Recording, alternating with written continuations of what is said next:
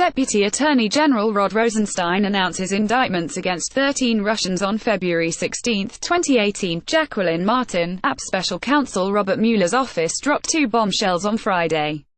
First, it charged 13 Russian nationals and 3 Russian entities with conspiring to interfere in the 2016 U.S. election. Shortly after, Mueller's office released a plea deal with a previously unknown player in the Russia investigation, 28-year-old California resident Richard Pinedo, who pleaded guilty to 1 count of identity fraud in connection to the probe. Meanwhile, on Capitol Hill, Republicans and Democrats continued butting heads over a series of controversial memos that are in the process of being released. But things came to a standstill after President Donald Trump declined to declassify a Democratic memo countering Republican claims of corruption and anti-Trump bias at the FBI and the Department of Justice. Here's more on what you may have missed in Mueller's probe. It's Mueller time. The charges were directed primarily at the Internet Research Agency, an infamous Russian troll factory located in St. Petersburg that focused on sowing political discord during the 2016 race by using Russian bots to spread fake news and pro-Trump propaganda on Facebook, Twitter, and other social media platforms. Indictment was the 5th in Mueller's Russia investigation. Indictments deal the White House a massive black eye. Experts say that Friday's indictment reinforced, in minute detail, the intelligence community's assessment that Russia mounted an elaborate campaign to interfere in the 2016 election to elevate Donald Trump to the presidency. It should force the White House to decide whether to hold the Russian government accountable for its actions, or continue calling the Russia investigation a hoax and witch hunt, with no justifiable basis. Mueller gets new clues in quest to talk to Trump, after a new batch of documents related to Special Counsel Ken Starr's investigation into former President Bill Clinton were set to be released by a federal court. Many speculated that the details of the case could give Mueller new clues for how to negotiate with Trump's legal team to get him to testify under oath. Trump's legal team angles to avoid Mueller interview. Meanwhile, Trump's personal defense lawyers, John Dowd and Jay Sekulow, have been looking to limit the scope of a Mueller interview since late last year. The main reason is that they are concerned that the president, who has a history of embellishment and exaggeration, could be charged with lying to investigators. Third in command at DOJ quits. A top Justice Department attorney quit because she reportedly felt she had reasons to believe Trump would fire Deputy Attorney General Rod Rosenstein, which would make her next in line to oversee the Russia investigation. Sources say she wanted to stay out of the public spotlight on the issue.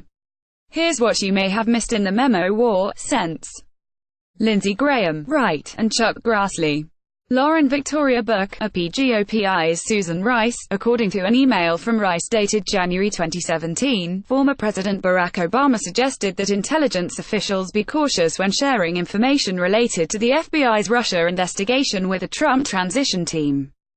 New documents obtained by Business Insider show Senate Republicans had Susan Rice's email for 8 months before they raised questions about it. Rep. Devin Nunes has more memos on the way. Nunes said he isn't finished detailing alleged abuses at the FBI and the DOJ. He is reportedly set to release a second memo soon, and potentially 4 more after that.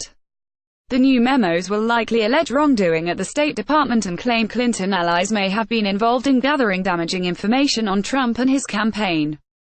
The Democratic memo stalls after Trump refused to allow its release. House Intelligence Committee ranking member Adam Schiff said Tuesday that he would not make any revisions to the Democratic rebuttal to the Nunes memo. If Trump continues to obstruct the memo's release, Schiff has a recourse. Republican senators release a separate memo. Senate Judiciary Committee Chairman Chuck Grassley released a declassified version of a criminal referral he and fellow committee member Sen. Lindsey Graham sent to the DOJ in early January. This memo doubled down on many of the claims made in the Nunes memo. And here's a few other things we learned. Director of National Intelligence Dan Coats, CIA Director Mike Pompeo, and FBI Director Chris Wray testify with other intelligence chiefs before the Senate Intelligence Committee on February 13, 2018. Thomson Reuters Cody Shearer's travels come under scrutiny. Democratic operative and confidant to 2016 Democratic candidate Hillary Clinton has reportedly been traveling extensively throughout Eastern Europe for the last 6 months in order to gather damaging information on Trump.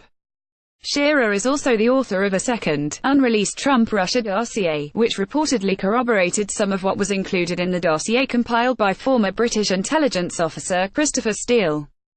Obama wanted to know everything. A newly released text message revealed that two FBI officials discussed a request by former President Barack Obama to know about everything the Bureau was doing. The texts were sent on September 2, 2016, by FBI lawyer Lisa Page to her colleague Peter Strzok after the FBI had ended its probe into Hillary Clinton's private email use as Secretary of State and during the early stages of the Russia investigation. Russian meddling is inevitable. Secretary of State Rex Tillerson claimed that there is no way to prevent Russian meddling in future elections. "I don't know that I would say we are better prepared, because the Russians will adapt as well," he said. Most Americans think Trump obstructed justice. A new poll shows that despite Trump's claims that most Americans think the Russia investigation is a witch hunt, a majority of Americans believe that Trump obstructed justice, and that the Mueller investigation is legitimate. Intel chiefs weigh in. During a hearing on global threats, top U.S. intelligence chiefs doubled down on their evaluation of Russia's meddling in the 2016 election.